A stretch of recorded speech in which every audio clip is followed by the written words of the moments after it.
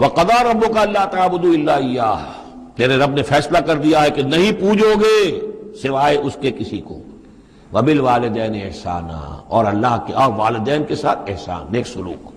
یہ چوتھا مقام آ گیا جہاں کہ اللہ، تیسرا مقام آیا ہے، چوتھا مقام سورہ لقمان میں آئے گا، اللہ کے حقوق کے فوراً بعد والدین کے حقوق۔ اما یبلغن عندک الکبر، اگر پہنچ ہی جائیں وہ دونوں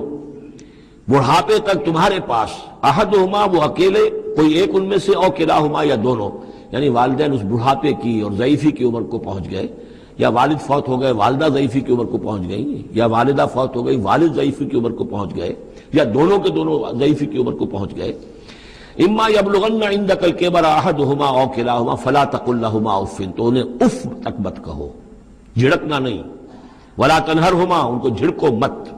وقل لہما قولا کریما، ان سے بات کرو نرمی کے ساتھ، ادب کے ساتھ۔ کسی وقت ان کی بات ٹالنی بھی پڑ جاتی ہے، ابا جان یہ بات تو میں نہیں کر سکتا، میری مجبوری ہے، لیکن سختی کے ساتھ نہیں۔ ایسی بات نہ ہو کہ جس سے ان کا دل دکھے کہ آج یہ میرے سامنے سینہ تان کر بات کر رہا ہے، کل یہی تھا وہ جو چھوٹا چھوٹا سا لپٹتا تھا میری ٹانگوں میں آ کر، اور وہ یہی ہے جسے میں گود میں لیے پھرتا تھا۔ یہ دل دکھے نہ۔ وَاخْفِضْ لَهُمَا جَنَاحَ الذُّلِّ مِنَ الرَّحْمَةِ، یہ آگے آپ جو میں نے کہا تھا والدین کے لیے بھی اپنے بازوؤں کو، کندھوں کو عاجزی کے ساتھ ان کے سامنے جھکا کر رکھو، سینہ تان کر بات نہ ہو ان سے،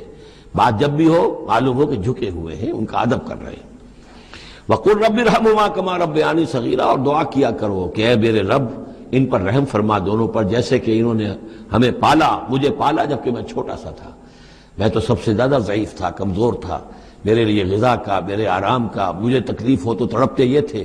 تو اے پروردگار اب ان کے احسانات کا میں کیا بدلہ چکا سکتا ہوں، میں تجھ ہی سے درخواست کرتا ہوں کہ جو کچھ احسانات انہوں نے مجھ پر کیے ہیں تو ان کو، ان کے طفیل، تو ان کی خطائیں بخش دے اور ان پر رحم فرما۔ وَقُلْ رَبِّ ارْحَمْهُمَا كَمَا رَبَّيَانِي صَغِيرًا رَبُّكُمْ أَعْلَمُ بِمَا فِي نُفُوسِكُمْ، تمہارا رب واقف ہے خوب جو کچھ تمہارے دلوں میں ہوتا ہے۔ ان تکونوا صالحین فإنہ کان للأوابین غفورا، اگر تم واقعی نیک ہوگے تو یقیناً اللہ تعالیٰ تم میں سے جو واقعی اللہ کی طرف رجوع کرنے والے ان کے لیے غفور ہے۔ اس میں اشارہ ہے کسی وقت بوڑھے والدین، جیسے کہ ہم پڑھ رہے ہیں کہ لا یعلم من بعد علم شیئا،